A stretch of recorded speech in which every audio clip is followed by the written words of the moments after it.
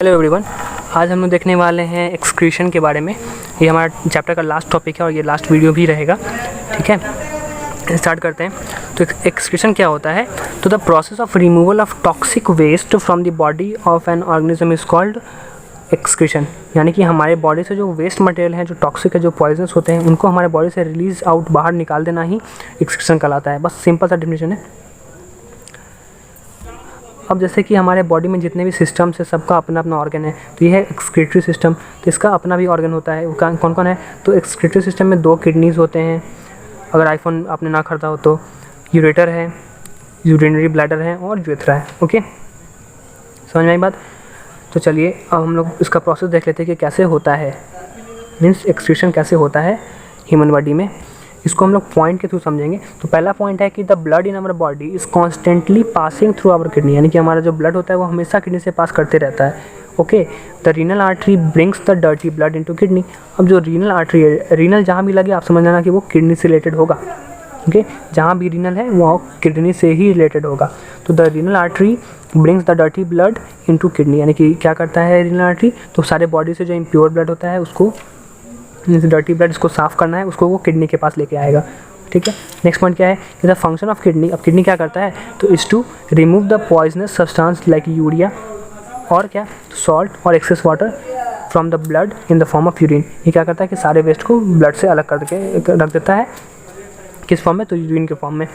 Okay, फिर क्या है? तो kidney cleans the blood and then the clean blood is carried away from the kidney to the by the renal vein. यानी कि renal artery से impure blood क्या हुआ था कि किडनी में आया था, वहाँ पे वो साफ़ कर दिया गया और फिर रीनल वेन के थ्रू बॉडी में वापस भेज दिया गया।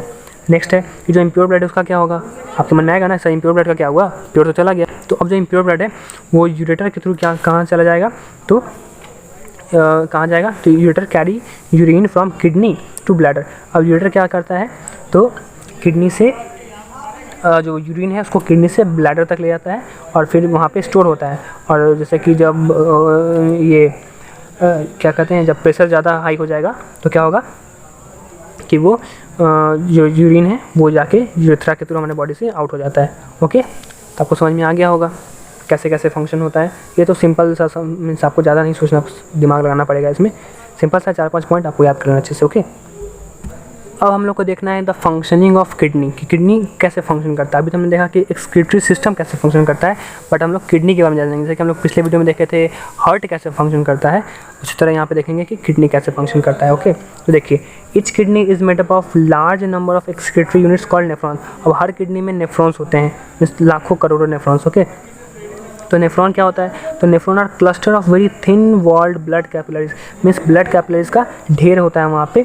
It has cup shape bag and its upper end which is called Bowman capsule. यानी कि इसका जो अपर एंड होता है उसमें बोमेन कैप्सूल, जो एक cup shape bag type structure है, वो उसमें अटैच्ड होता है। फिर क्या होता है? तो नेफ्रॉन का जो लोअर एंड होता है, जो lower end of Bowman capsule है वो ट्यूब शेप का होता है, उसको हम लोग टिब्यूल बोलते हैं। ट्यूब इसलिए टिब्यूल बोलेंगे। फिर नेक्स्ट है क्या कि the Bowman capsule and the tubule together from the nephron. अब जो बोमेन कैप्सूल है और टिब्यूल है, ये दोनों मिलकर ही नेफ्रॉन को बनाता है। ओके, यानी कि दोनों मिल जाएगा तो ही उसको हम कंप्लीट नेफ्रॉन बोलेंगे। मैंने हाईलाइट कर दिया है ताकि आप लोग को कोई प्रॉब्लम ना हो। फिर है क्या कि the Bowman capsule contains a bundle of blood capillaries which is called glomerulus. Sorry, the Bowman capsule क्या करता है? उसमें बोमेन कैप्सूल में बंडल ऑफ ब्लड कैपिलरीज है, जिसको हम लोग ग्लोमेरुलस नाम देते हैं। नाम तो अजीब है बट आपको याद तो करना पड़ेगा, है ना। कहाँ कहाँ से नाम रखते हैं यार, हमारे यहाँ होता ना तो इसका नाम कुछ चिंटू, पिंटू, कालू, इस टाइप का कुछ नाम होता। यार चलिए कोई बात नहीं, हम लोग इस ग्लोमेरुलस को कालू बुला रहे होते हैं, हरिया, ऐसा करके कुछ बहुत सारा नाम रखाता है लोगों का। इजी क्या है यार। खैर चलिए आगे देखते हैं। One end of glomerulus is attach to renal artery. अब ग्लोमेरुलस का जो एक एंड है वो रीनल आर्टरी से अटैच्ड है, which brings dirty blood containing waste into it. जो क्या करता है कि जो डर्टी ब्लड है उसको किडनी में लेकर आता है। The other and surround the tubule. अब जो उसका दूसरा एंड है वो टिब्यूल को सराउंड करता है, मीन्स उसको घेर रहता है, मतलब उसका चक्कर लगाता है, ऐसा समझ लीजिए। डायग्राम में आपको समझ में आ जाएगा। And join with renal vein, और फाइनली क्या होता है कि वो रीनल वेन से ज्वाइन कर जाता है। ओके, अब है कि the dirty blood इंटर्स the glomerulus. अब जो डर्टी ब्लड है वो इंटर करेगा ग्लोमेरुलस में एंड गेट फिल्टर्ड, और वहाँ पे फिल्टर हो जाएगा। यानी कि जो डर्टी ब्लड है वो ग्लोमेरुलस में इंटर करता है और वहाँ पे फिर फिल्टर हो जाता है। ओके, अब क्या होगा कि जो वेस्ट है, जो छना गया ना वेस्ट लाइक यूरिया और भी है, मीन्स वेस्ट इस यूरिया ही होता है, अमीनो एसिड तो एडिशनल आ जाता है, salt and well as glucose भी इंटर द बोमन कैप्सूल। अब जो है ये बोमन कैप्सूल में इंटर कर जाते हैं एंड देन इनटू टिब्यूल, और उसके बाद टिब्यूल में इंटर कर जाते हैं। फाइनली टिब्यूल में क्या है, तो टिब्यूल में भी वेस्ट प्रोडक्ट भी है और साथ में उसके अमीनो एसिड और सॉल्ट और ग्लूकोज भी है। ठीक है, अब क्या होगा कि the blood capillary surrounding the tubule. अब जो टिब्यूल होता है ना, उसको ब्लड कैपिलरी सराउंड किया होता है, तो टिब्यूल से जो इंपॉर्टेंट चीज़ है ना, जो यूजफुल चीज़ है, उसको वो एब्जॉर्ब कर लेता है, खींच लेता है, और क्या करेगा, जो वेस्ट है वो उसमें रहने देता है, ताकि जो वेस्ट है वो फाइनली कलेक्टिंग डक्ट में चला जाए इन द फॉर्म ऑफ यूरिन, और फिर यूरिन से यूरेटर, जैसे फिर यूरिनरी ब्लैडर, फाइनली यूरेथ्रा, फिर आउट ऑफ द बॉडी। समझ में आई बात। किडनी से क्या हुआ कि किडनी में एक फिर से देख लेते हैं कि जो ब्लड कैपिलरी था, जो सराउंड किया हुआ था, मैंने सराउंड क्या करता है कैसे, जैसे कि आप डायग्राम में देख रहे होंगे ना कि जो टिब्यूल है उसको क्या कर रहा है, तो जो ब्लड कैपिलरी वो सराउंड किया हुआ है। तो अब जो इम्पॉर्टेंट चीज़ें हैं वो वापस से ब्लड कैपिलरी में आ जाती हैं और वेस्ट वहीं रह जाता है, मीन्स टिब्यूल में ही रह जाता है। ओके, और फिर फाइनली जो वेस्ट है वो कलेक्टिंग डक्ट में चला जाएगा इन द फॉर्म ऑफ यूरिन, और फिर किडनी से फाइनली वो यूरेटर में जाएगा, यूरेटर से यूरिनरी ब्लैडर में जाएगा, फिर यूरेथ्रा में जाएगा, और फिर आउट ऑफ द बॉडी चला जाएगा। आई होप आपको समझ में आ गया होगा। ठीक है, आप ये नोट्स बना लेना, उसको अच्छे से थॉरो रीड करोगे, आपको पक्का पूरा क्लियर हो जाएगा। ऐसे एक बार में तो नहीं होता है ना कोई भी चीज़ क्लियर। ठीक है, आप इसको अच्छे से एक बार रीड कर लेना और याद करना मैंने क्या बताया है, और अगर दोबारा लगे तो दोबारा एक बार वीडियो भी देख लेना।